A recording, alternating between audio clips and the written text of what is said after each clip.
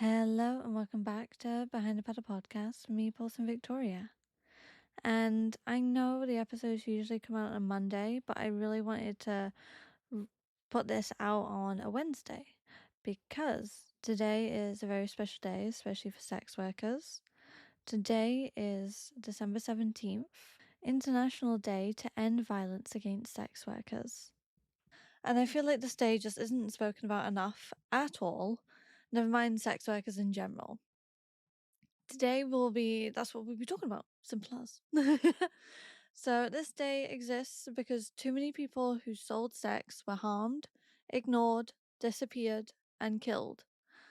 All because the world decided that that was acceptable, or at least inevitable.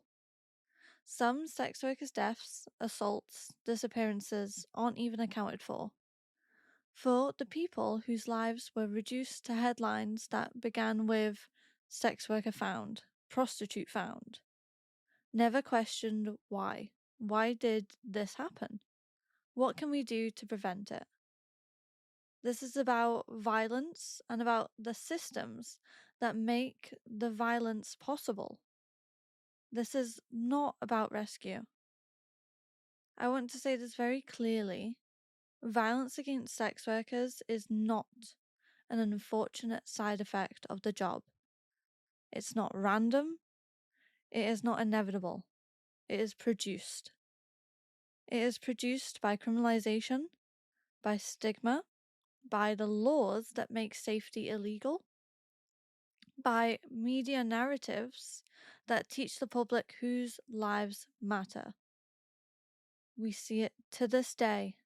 The media controls a hell of a lot of the narrative. By policing practices that punish survival, and by silence. Today, around the world, sex workers and allies will gather under red umbrellas. Names will be read, candles will be lit. Some people will stand in public spaces knowing that visibility itself carries risk. I know that personally. I myself have dealt with social workers, child custody, police. I've even been charged with brothel keeping just because I wanted to keep other sex workers safe. Because remembering is an act of resistance. The International Day to End Violence Against Sex Workers began as a memorial. In 2003, sex workers in the United States held a vigil for the victims of the Green River Killer, many of whom were sex workers whose disappearances had been ignored for years. Now we're going to go furthermore into this in this episode. They were ignored by the police, ignored by the media, ignored by a public taught to believe that some lives are disposable. What began as grief became something else, a refusal to forget. And that refusal spread. Today, the 17th of December, is observed globally, not just to mourn those who have died, but to name the conditions that made their deaths more likely, and to demand that violence against sex workers be treated as what it is, as a human rights issue. This episode may be difficult to listen to. We will be talking about violence, not in graphic detail, but in honest terms. We will be talking about death, criminalization, and systemic harm. If you need to pause, no, ignore that. One of the most dangerous lies about violence against sex workers is the idea that it comes primarily from individual bad clients. Because while interpersonal violence does exist, the reality is far more uncomfortable than that. Most violence against sex workers is enabled by systems that claim to be about protection, laws that criminalize working together, police practices that punish reporting, immigration systems that treat vulnerability as a weapon, healthcare systems that shame instead of care. This all will not get any better under the Nordic model. Scotland currently, and the UK, want to bring in the Nordic model to Scotland. We do not want that as sex workers. Everything which I'm about to tell you will get worse if the Nordic model, criminalisation, legalisation is brought into play. Decriminalisation should be the only option.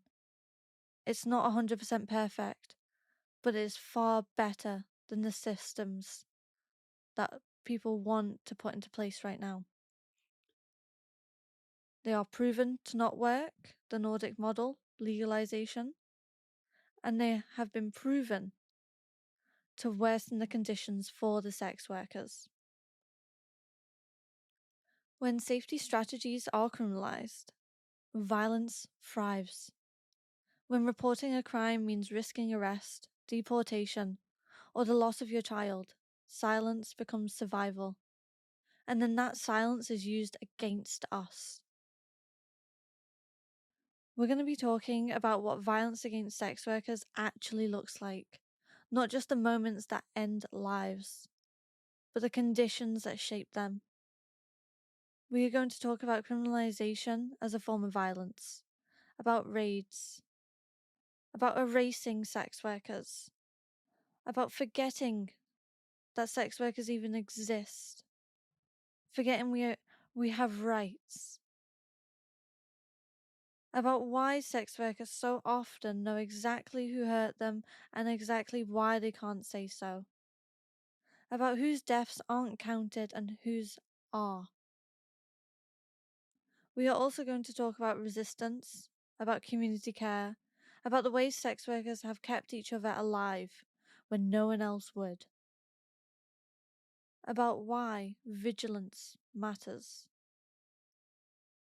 about why visuals matter, about why the red umbrella matters, about why remembering names is not sentimental, it's political. This episode doesn't ask you to feel sorry for sex workers. It asks you to listen and understand. Because ending violence against sex workers does not start with sympathy. It starts with accountability. So as we move through this episode, I want you to hold one thing in mind. Sex workers are not dying because of what we do. We are being harmed because of how we are treated. On 17th of December, we remember the dead, and we tell the truth about why they are gone. So, let's talk about the origin of the 17th of December. In the early 2000s, in the United States, families, activists, and sex workers were forced to confront a brutal truth. Dozens of people had been murdered, and for years, their disappearances had gone largely uninvestigated. The man responsible would later be known as the Green River Killer. Between the 1980s and 1990s, Gary Ridgway murdered at least 49 women and girls, though the true number is believed to be higher. Many of his victims were sex workers. Some were teenagers, many were poor, several were indigenous, some were struggling with addiction, some were simply trying to survive. For years, their disappearances were not treated as urgent. Missing person reports were delayed or dismissed. Investigations were slow, underfunded, or non-existent. Families were told that their loved ones had probably run off. This is not because the police didn't know something was wrong. It's because society had already decided whose lives were worth searching for. When Gary Ridgway was finally arrested in 2001, the scale of what had been allowed to happen became impossible to ignore. And for sex workers, it confirmed something we had always known. Violence does not begin with the killer. It begins with indifference. In 2003, sex workers and allies gathered to hold a vigil for the victims. They stood together, many for the first time publicly, to speak the names of those who had been killed. Candles were lit, names were read aloud. People were remembered as daughters, friends, lovers, parents, not as warnings. That vigil marked the first international day to end violence against sex workers. It was not organized by governments. It was not led by police. It was not endorsed by institutions that had failed these women. It was organized by sex workers. Who else was going to do this? Many of the people murdered by the Green River Killer were misidentified in the press. Some were described using dehumanizing language. Others were referred to only by their work, not their names. Some were misgendered. Some were never identified. Even in death, dignity was conditional. And this pattern did not end in the early 2000s. It did not end in the United States. It did not end with serial killers. The reason the 17th of December continues to exist is because violence against sex workers did not stop once people were forced to look. Instead, it changed shape. Today, International Day to End Violence Against Sex Workers is observed in countries across the world. In cities and towns, sex workers gather sometimes openly, sometimes quietly, to hold vigils, marches, and memorials. Red umbrellas are raised. The red umbrellas have become one of the most recognizable symbols of sex worker rights. It represents resistance, safety, and visibility, but also the reality that sex workers often have to protect ourselves in ways society refuses to. Umbrellas shield from rain, from exposure, from being seen too clearly when being seen is too dangerous. And on the 17th of December, red umbrellas make space. They say, we are here, they were here, we will not let you forget. To say someone's name is to insist they existed beyond the conditions of their death. It is to refuse the idea that being a sex worker cancels out personhood. It is to push back against a culture that is comfortable consuming violence as long as it remains abstract. And yet, naming is not always possible. Many sex workers who are murdered are never identified. Many are migrants whose families cannot safely come forward. Many are trans people whose names are changed or erased by authorities. Many are people whose lives were already pushed to the margins. So on the 17th of December, when names cannot be spoken, silence speaks instead.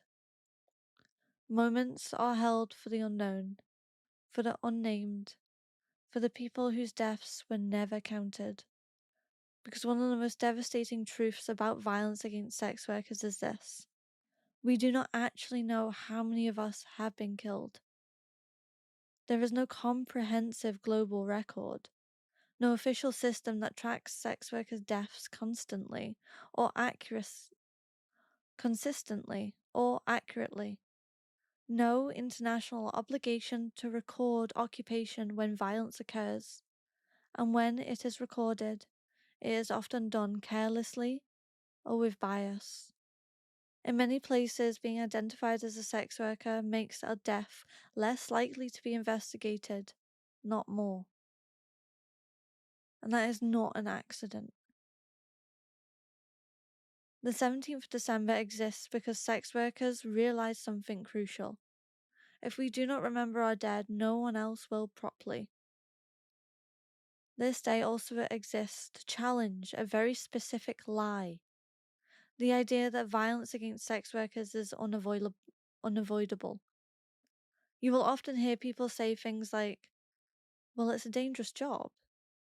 They knew the risks. Well, this is how it is. You have to expect it in a job like this.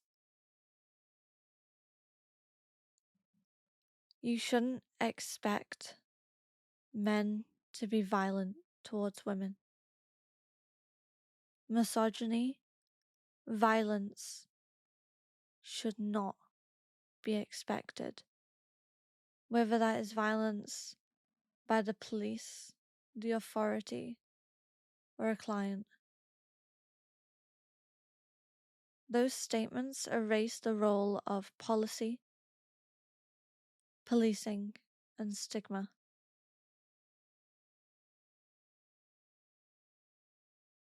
Because what makes sex work dangerous is not sex.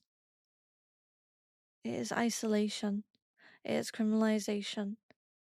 It is the forced invisibility that comes from laws designed to push people into riskier conditions. When sex workers are criminalized, we are taught to avoid the police, not seek help. When working together is illegal, we are forced to work alone. When landlords can evict us for what we do, housing becomes unstable. And the landlord can evict you within 48 hours, you have to leave. When banks, doctors, and social services treat us as moral failures, harm compounds. The 17th of December calls this out. Violence does not happen in a vacuum. It happens where protection is denied. This is why the day is not just about mourning, it is about accountability. It asks uncomfortable questions. Why were these people not protected? Why were their disappearances ignored? Why did it take decades for anybody to care? And more importantly, what has actually changed? As we move through this episode, we're going to keep coming back to the same central truth. The opposite of violence is not sympathy, it is rights. The 17th of December exists because sex workers refuse to let the world forget what happens when those rights are denied, and because memory, when held collectively, becomes resistance. When people hear the phrase violence against sex workers, they often picture a very specific scenario: a dark street, a stranger, a sudden attack, a traumatic headline that appears only after someone has died. That image isn't wrong, but isn't dangerously. But it's dangerously incomplete, because violence against sex workers is not just about isolated acts of physical harm. It is about a web of systems, policies, and social attitudes that make harm more likely, more frequent, and far harder to escape. Violence against sex workers is structural. It exists not only in moments of physical danger, but in the slow erosion of safety, autonomy, and dignity, often long before any crime is officially recorded. Sex workers do experience physical and sexual violence. That's a fact. This includes assault by clients, partners, ex-partners, strangers, as well as robbery. One of the most damaging myths surrounding sex work is the idea that consent is permitted once money is exchanged. That once someone sells sex, their boundaries no longer matter. This is false. Consent can always be withdrawn. Boundaries still exist. No still means no. Yet, when sex workers are assaulted, their experiences are routinely minimized or dismissed. Survivors are questioned, blamed, or told that harm is simply part of the job. Many assaults go unreported because reporting itself carries risk. Risk of arrest, exposure, loss of income, or retaliation. But focusing only on client violence misses a much larger truth. Much of the violence sex workers experience does not come from individuals. It comes from systems. For many sex workers, the police are not a source of protection. They are a source of fear. Police violence can include harassment, intimidation, coercive questioning, sexual exploitation, sexual assaults, rapes, and threats of arrest. Raids are often framed as welfare checks or anti-trafficking operations or rescues, but their impact is frequently devastating. Phones used for safety, screening, are seized. Mine was, and I still haven't got that back.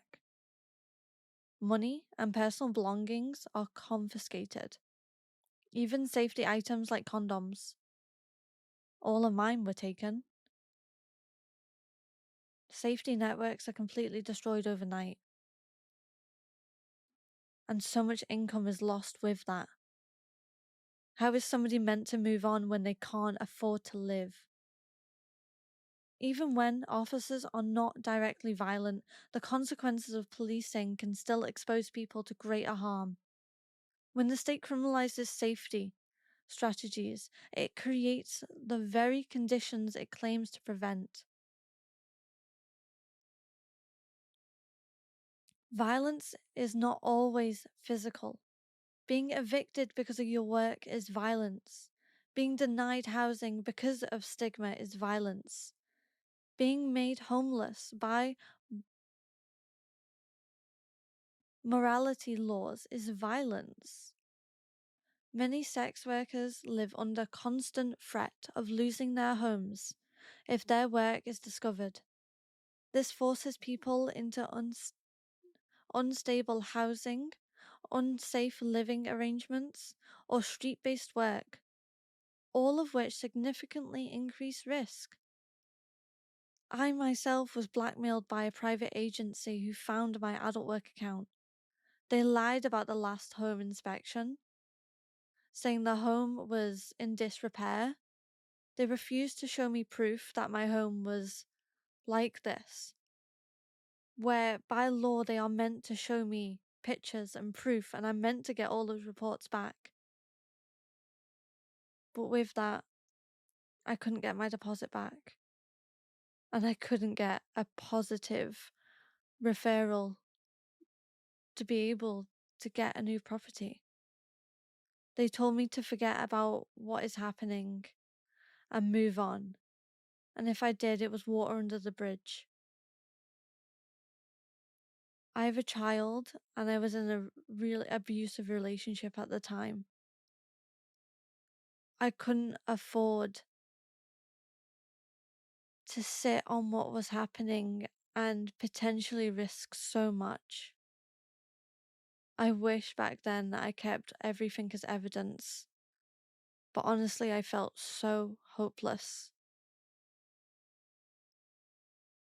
Economic violence also takes the form of bank account closures, payment processor bans, sudden loss of income, and debt being used as leverage by abusers. I've had one bank account taken down due to my work, PayPal too, where PayPal actually took all of my money in that account because they can. If they don't agree with your work and if you can't show proof that you're not doing prostitution, as they say, then they will shut down your account and they will keep all the funds. Same with Stripe as well. If you put anything through Stripe, say if you have a Wix website and you have payments through Stripe, they can shut that bank account down.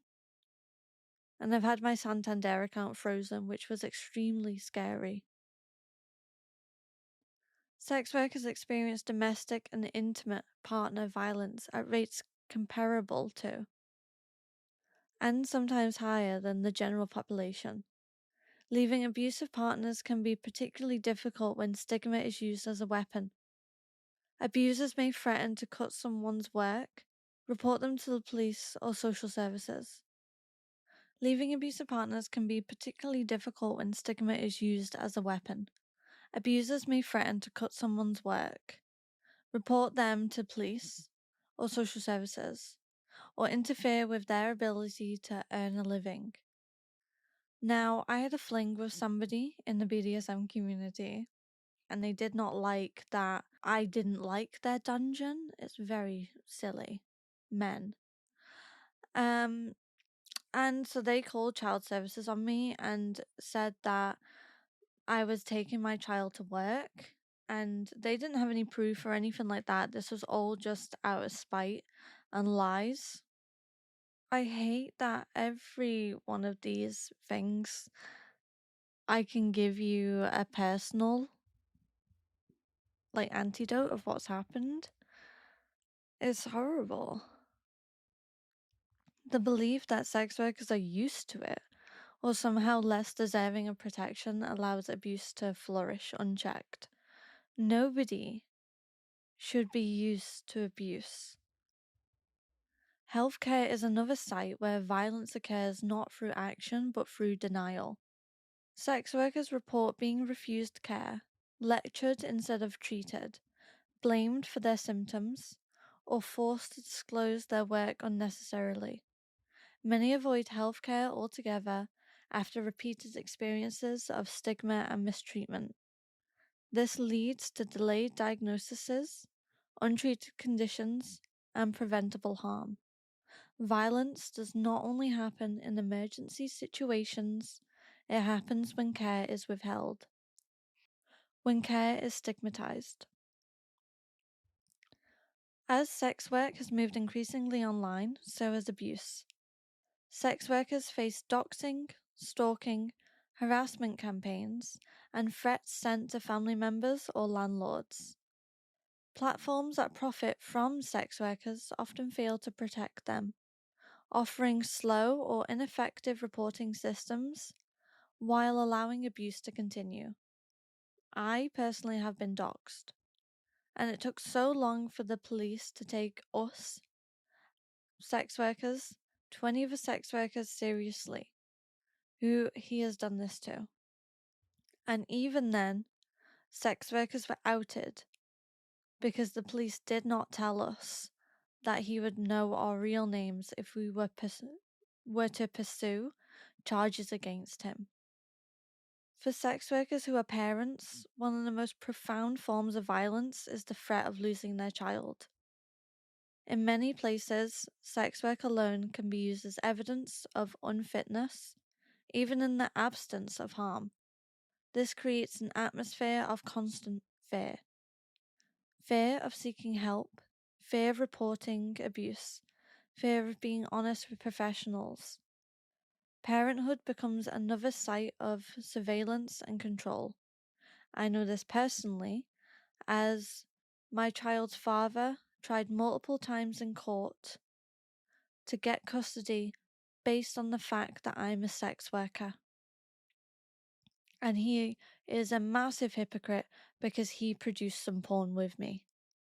He has made videos with me before, but he didn't bring any of that up in court or to his parents in ways of showing that it's not fair to use the fact that I apparently am an unfit mother just because of my job. I tell you, it is the very opposite. And I'm so thankful to still have my child with me through everything. For migrant sex workers, violence is often layered. Immigration enforcement turns vulnerability into a trap. Reporting violence can mean detention or deportation. Employers and abusers exploit fear of the state.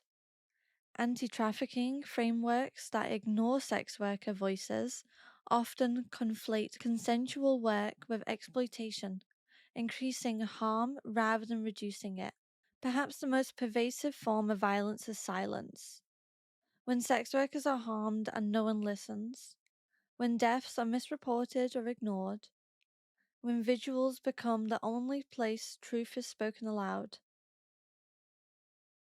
Silence teaches us that harm is expected, that survival is a personal responsibility, that some lives are more disposable than others.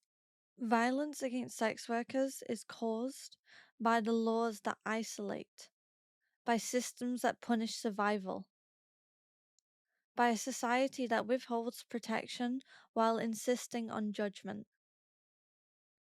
When we talk about violence against sex workers, people often imagine individual acts, a client who crosses a line, a stranger who attacks, a moment of sudden danger. But one of the most consistent and far-reaching forms of violence sex workers face does not come from individuals at all. It comes from the law. Criminalization is not a neutral backdrop. It is an active force that shapes where sex workers can work, how safely they can operate, and whether they can seek help when something goes wrong. When sex work is criminalized fully or partially, the law itself becomes a vector of violence. You're giving everyone else the power apart from the actual worker. In many countries, including the UK, sex work exists in a contradictory legal space. Selling sex is not illegal, but almost everything that makes it safer is. Working together is criminalized under brothel keeping laws. Hiring security can be illegal. Sharing information can be risky. Advertising and screening clients is heavily policed. These laws do not eliminate sex work, they eliminate safety.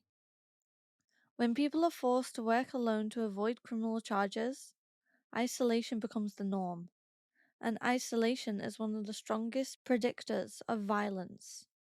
Criminalization teaches sex workers a dangerous lesson. Protect yourself quietly or not at all.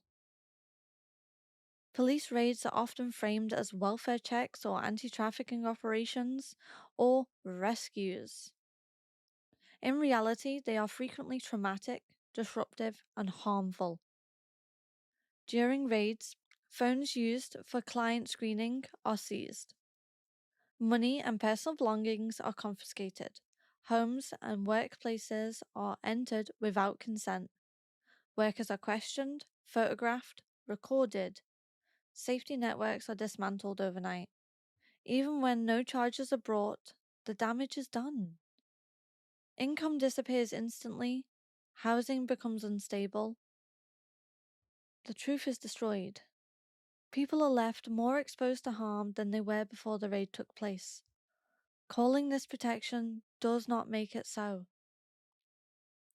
I was raided under the brothel keeping laws just for letting sex workers use my property. It doesn't matter if you rent or if you buy, it is still against the law to have another sex worker at your property, even if they're working at a different time. It doesn't matter. 20 police officers and one with a battering ram stormed my flat. It's so hard to talk about still. And they didn't care. They didn't care one bit about me. They didn't care about my child. They didn't care about the refunds which I had to give. They didn't care about the safety workshops which I taught. They didn't care about other sex workers having a safe space to work from. And one of the most devastating consequences of criminalization is what it does to reporting. For many sex workers, reporting violence is not a path to justice. It is a risk calculation.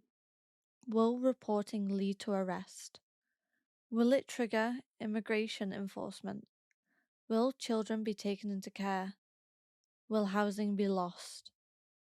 In systems where sex workers are criminalized or heavily policed, silence becomes a survival strategy. This has real consequences. Violence goes unrecorded, patterns are missed, perpetrators remain free to harm others. And then the abuse of reports is used to argue that violence is rare, creating a self-perpetuating lie.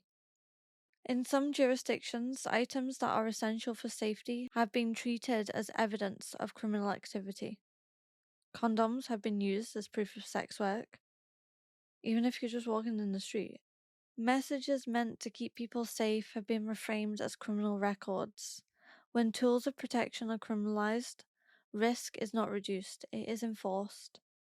Sex workers are pushed into working faster, taking unknown clients, or meeting in less controlled environments.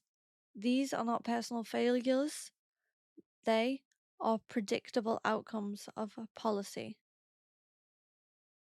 For migrant sex workers, criminalization is often inseparable from immigration enforcement.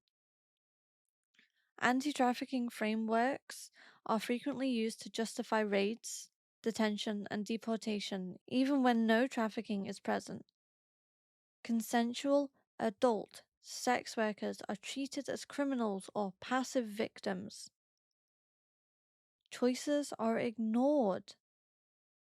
For many migrants, reporting violence can mean detention, removal, or permanent separation from community and support networks.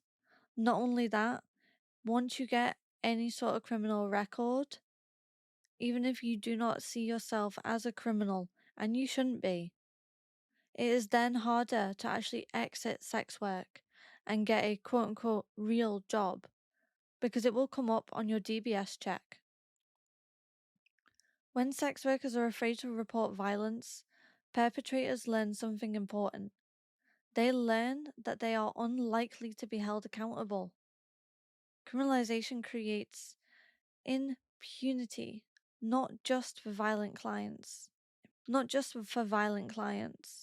but for abusive partners, exploitative third parties, and even the state itself.